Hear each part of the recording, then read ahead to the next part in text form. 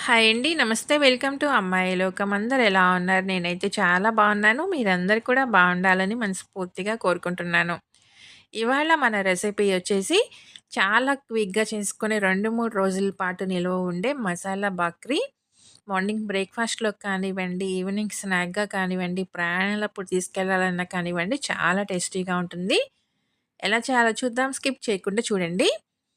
ముందుగా కడాయిలో వచ్చి ఒక అర టీ స్పూన్ నెయ్యి వేసుకుందామండి. నెయ్యి కరిగిన తర్వాత ఒక అరకప్ వచ్చి సన్నగా తరిగిన మెంతాకు వేసుకుందాము.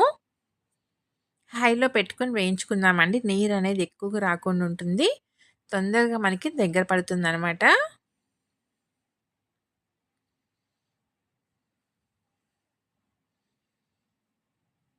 చూసారు కదా! ఇలా మగ్గితే చాలండి. ఇప్పుడు మనం స్టవ్ అయితే ఇంకా ఆఫ్ చేసేసుకుందాము. దీన్ని పక్కన పెట్టుకుందాం. మిక్సింగ్ బౌల్ తీసుకొని ఒక కప్పు గోధుమ పిండి, అదే కప్పుతో ఒక కప్ వచ్చి జొన్న పిండి,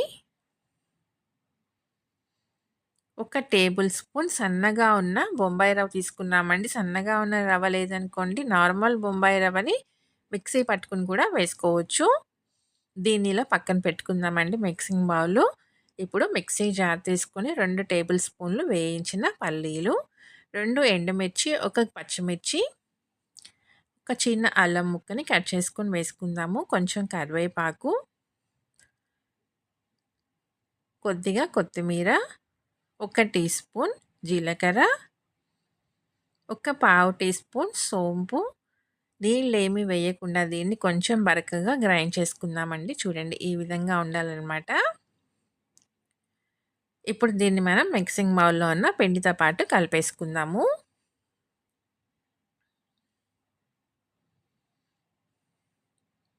రుచికి తగినంత ఉప్పు, కొంచెం ఇంగువ, కొంచెం పసుపు, ఒక పావు టీ స్పూన్ ధనియా పౌడర్, ఒక పావు టీ స్పూన్ కారం, 2 టేబుల్ స్పూన్లు దాకా నువ్వులు వేసుకుందామండి. వేయించి పక్కన పెట్టుకున్న మెంతి ఆకు కూడా కలిపేసుకుందాము. ఒక టేబుల్ స్పూన్ నెయ్యి వేసి మొత్తం మంచిగా కలిపేసుకుందామండి. నెయ్యి వేసుకోవటం వల్ల మంచి క్రిస్పీనెస్ అయితే వస్తాయన్నమాట. ఒకవేళ నెయ్యి అందుబాటులో లేదనుకోండి, ఒక 2 టేబుల్ స్పూన్లు నూనె అయినా కూడా వేసుకోవచ్చు.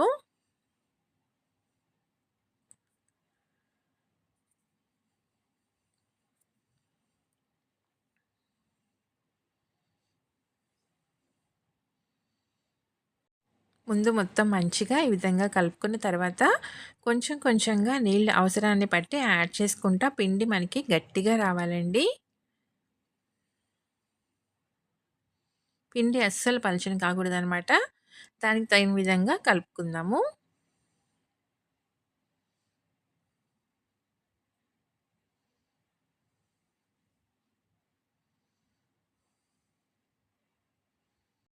ప్రయాణాలప్పుడు తీసుకువెళ్ళాలన్నా కానీ 2, 3 రోజుల వరకి పాడైపోవండి.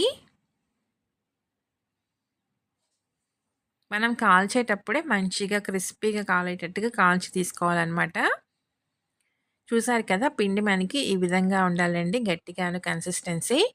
ఇప్పుడు దీన్ని నేను 5 ఈక్వల్ పార్ట్స్‌గా డివైడ్ చేశాననమాట. కొంచెం పొడి పిండి వేసుకొని దీన్ని కొంచెం మందంగానే రుద్దుకోవాలండి. పలుచగా అసలు ఉండకూడదనమాట.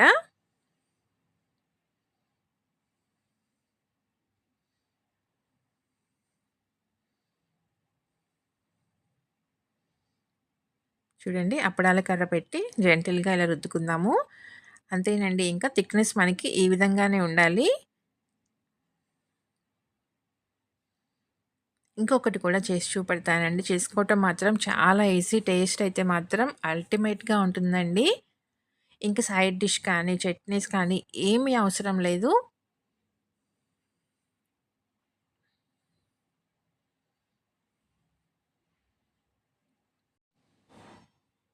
అంతేనండి. థిక్‌గానే ఉండాలనమాట ఇది. పలచగా ఉండకూడదు.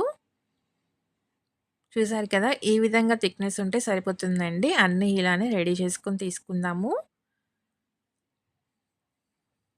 ఇప్పుడు పెనం పెట్టుకుందామండి. పెనం వేడెక్కిన తర్వాత ఒక్కొక్కటిగా వేసుకొని 2 పక్కల చక్కగా ఎర్రగా కాల్చి తీసుకుందామండి.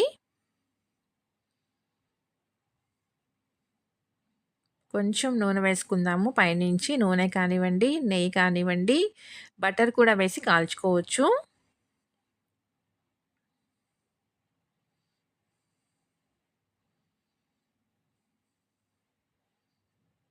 ఇలా 2 పక్కల మార్చి, మార్చి ప్రెస్ చేస్తా కాంచుకోవాలండి. అప్పుడే మనకి చక్కగా లోపల దాకా మంచిగా వేగుతుంది. అలానే క్రిస్పీగా వస్తుందనమాట. దీనిలో టేస్ట్ అంతా క్రిస్పీనెసేనండి. ఎంత కరకరలాడుతా కాలిందంటే అంత టేస్టీగా ఉంటుందనమాట.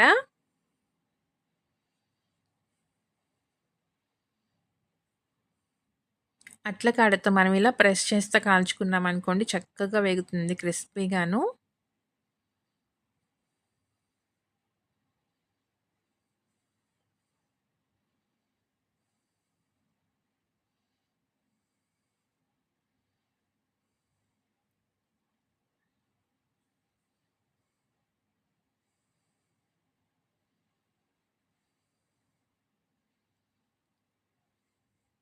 చూసారు కదా ఎంత క్రిస్పీగా కాలిందో. అన్నింటిని ఇలానే కాల్చి తీసుకుందామండి.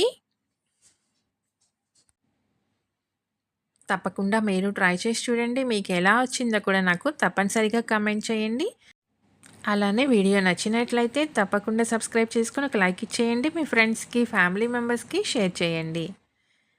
ఇది వెన్నతో పాటు తింటే చాలా కమ్మగా ఉంటుందండి. వెన్న మాత్రం అస్సలు మిస్ చేసుకోవద్దు. ఇంట్లో తయారు చేసిన వెన్న కానివ్వండి, షాప్‌లో కొనుక్కుందైనా ఏదైనా కానివ్వండి.